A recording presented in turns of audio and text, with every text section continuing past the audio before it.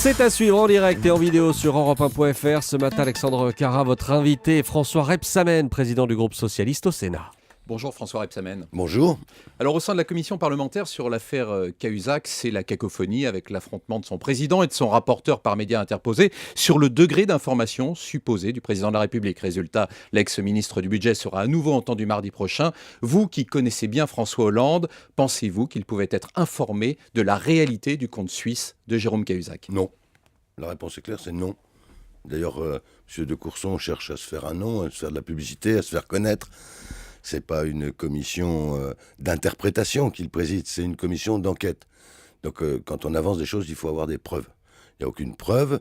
La seule chose que nous savons précisément, c'est que la justice a pu faire son travail et que quand il a été convaincu d'être coupable d'avoir et responsable d'avoir caché de l'argent à l'étranger, il a été immédiatement sanctionné. Vous avez le sentiment que cette commission est utilisée par certains à des fins partisanes ? Bien sûr, on le voit, l'UMP utilise cela.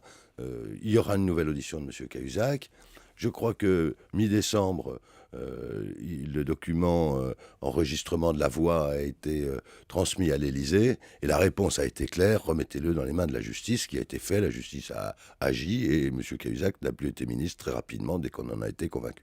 François Rebsamen, si vous aviez été ministre de l'Intérieur, vous auriez demandé une enquête sur Jérôme Cahuzac ? Non, c'est pas à moi, ministre de l'Intérieur, c'est pas Manuel Valls, ministre de l'Intérieur, de mener l'enquête. Il n'y a pas aujourd'hui d'enquête parallèle. Vous savez, ces enquêtes qui permettaient d'aller chercher chez les journalistes des fadettes, de surveiller, etc. C'est terminé. La justice est indépendante, elle fait son travail. Alors, conséquence de cette affaire Cahuzac, le texte sur la transparence de la vie publique revient à l'Assemblée la semaine prochaine. Dans un premier temps, le Sénat avait voté un amendement prévoyant la publication des déclarations de patrimoine au journal officiel avant de faire volte-face. Alors, pour vous, est-ce que ce n'est pas une occasion manquée ? Oui, je pense qu'on aurait pu avoir, d'ailleurs les socialistes au Sénat ont porté cela, on aurait pu avoir tout simplement la publication au journal officiel des patrimoines des élus. Ce qui est vrai, ce qui est important, c'est le contrôle de l'évolution du patrimoine. Un élu qui vient d'être élu peut avoir un patrimoine ou pas. S'il a un patrimoine, ce qu'il faut vérifier, c'est est-ce qu'il s'enrichit sans cause durant son mandat. C'est cela qui est intéressant. La publication du patrimoine, après tout, vu qu'on n'a rien à cacher, j'aurais trouvé ça très bien. C'est un point de friction entre vous et le président de l'Assemblée nationale, Claude Barthelone.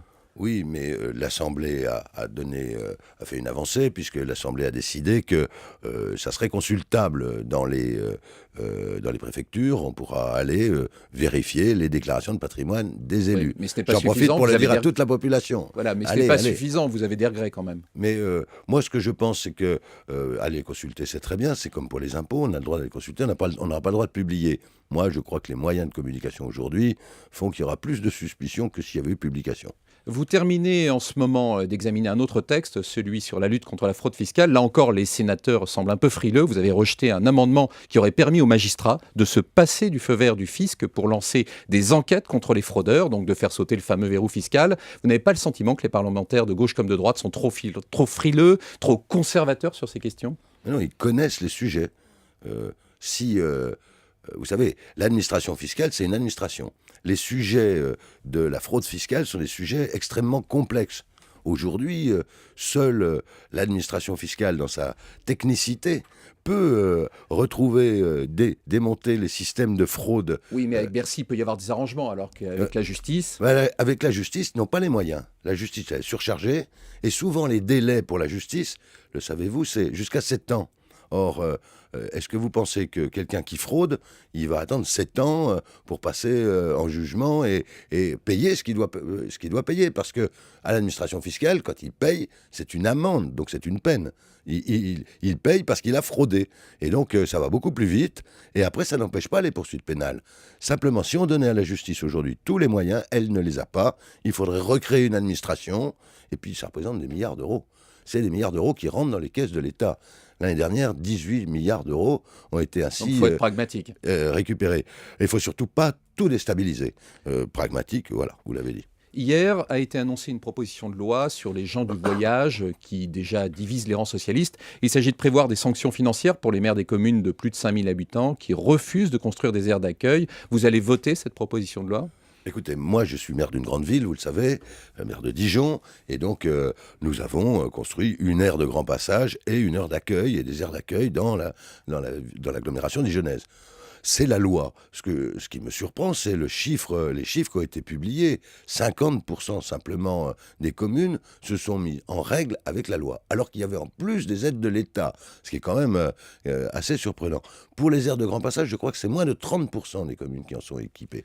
Donc, écoutez, les maires doivent appliquer la loi. Et puis, quand la loi est appliquée par les maires, c'est-à-dire quand ces aires d'accueil sont là, quand ces aires de grand passage sont là, alors il faut faire respecter la loi par les gens du voyage. Voilà, ce que j'allais dire, vous comprenez quand même l'énervement de certains maires devant les campements illégaux. Mais ils doivent respecter la loi. Et s'ils ne respectent pas la loi, la police doit les expulser.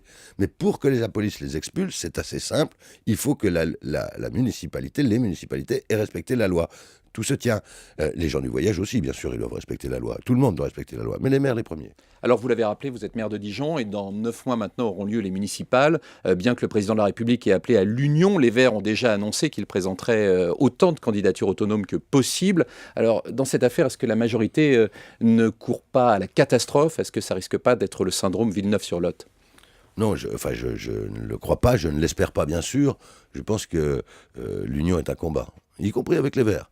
Et donc, nous gérons ensemble des dizaines de villes en France. Il est normal que nous réfléchissions avec eux, nous allons le faire, nous nous voyons régulièrement. Est-ce qu'on ne peut pas aller poursuivre pour avoir des listes uniques? Est-ce qu'il y aura des listes uniques partout? Non, peut-être pas. Ce que je souhaite, c'est qu'il y ait le plus grand rassemblement qui puisse s'opérer avec nos partenaires. Mais est-ce que les Verts sont responsables dans cette affaire? Est-ce qu'ils ne risquent pas de faire le lit du Front National? En tous les cas, pour connaître les Verts, vous savez, je rencontre Monsieur Placé tous les mardis au Sénat. On a des relations qui sont amicales. Je pense que ce n'est pas du tout leur optique. C'est normal qu'ils aient envie de mesurer leur audience. Mais ils savent très bien que mesurer leur audience, quand on n'est pas sûr du résultat, il vaut mieux se rassembler. Et je pense que ce phénomène de rassemblement va prendre forme à condition que le Parti socialiste y mette lui aussi les siennes. Alors hier, à Matignon, Jean-Marc Ayrault avait invité les parlementaires et responsables de la majorité, de manière de stimuler un peu les troupes. Vous y étiez? Oui. Alors, que vous a-t-il dit? Qu'est-ce qui vous a dit, le Premier ministre, pour tenter un peu de vous motiver? Enfin, moi, ça allait, je suis président d'un groupe, mais vous savez, ils sont... comme les Français avant de partir en vacances, ils sont fatigués, les parlementaires, ils ont beaucoup travaillé, donc il a remercié les parlementaires, et puis il les a félicités pour tout le travail qu'ils ont fait, pour ce qui restait à faire. Regardez, nous avons fini hier à 1h20 au Sénat sur la loi sur... Mais vous sentez les doutes qui habitent la majorité? Vous sentez que ces parlementaires sont non seulement fatigués, mais parfois un peu, on va dire, ils ont un peu peur des remontées qu'ils rencontrent sur le terrain? Mais bien sûr qu'on sent cette inquiétude, ces impatiences qui existent sur le terrain. Si je vous disais le contraire, vous ne me croiriez pas. Mais pour autant, on est fiers des lois qu'on prend et on est persuadé, dans notre soutien au président de la République et au Premier ministre, à travers les actions que nous menons, que nous allons sur la bonne direction. Nous allons dans la bonne direction. Et qu'il faut redonner confiance à ce pays. Parce que c'est un grand pays, il a les capacités de se ressaisir. Si vous voulez, aujourd'hui, le combat entre la gauche et la droite, c'est un peu le combat entre, non pas les optimistes et les pessimistes, mais entre les déclinologues, ceux qui pensent que notre pays va sombrer, et puis ceux qui portent l'espoir d'un avenir non pas radieux, mais meilleur. Alors, les Hollandais, ce vocable qui regroupe les proches du président de la République, dont vous faites partie, veulent désormais se structurer pour soutenir le président. Vous interviendrez à La Rochelle. Alors, c'est quoi? C'est une initiative pour protéger François Hollande de ses amis socialistes ou de lui-même? Non, mais il faut une affaire de lance. Il y a toujours eu. Aujourd'hui, tout le monde est hollandais. On pourrait dire tout le monde soutient François Hollande au Parti socialiste. Mais il y en a qui le soutiennent plus que d'autres. Et donc, ce que nous voulons, nous, les amis de François Hollande, ceux qui le soutenons, c'est rassembler autour de nous pour que nous puissions être là pour expliquer la politique, nous aussi la décliner sur le terrain. Donc, c'est une volonté non pas d'écarter, mais de rassembler. Et tous ceux qui voudront venir seront les bienvenus, bien sûr. Mais vous avez le sentiment que le président de la République est assez soutenu par ses ministres et par sa majorité, par le Parti socialiste notamment? Oui, bien sûr, il est soutenu par le Parti socialiste. Il y a une aile gauche un peu turbulente au Parti socialiste, c'est pas en soi nouveau. Oui, mais le Parti socialiste fait-il son job? On a l'impression qu'il est un peu aux abonnés absents depuis un an. Écoutez, peut-être c'est difficile au départ parce que les meilleurs s'en vont, des nouveaux arrivent. Il y a un phénomène comme un étêtement qui s'est produit.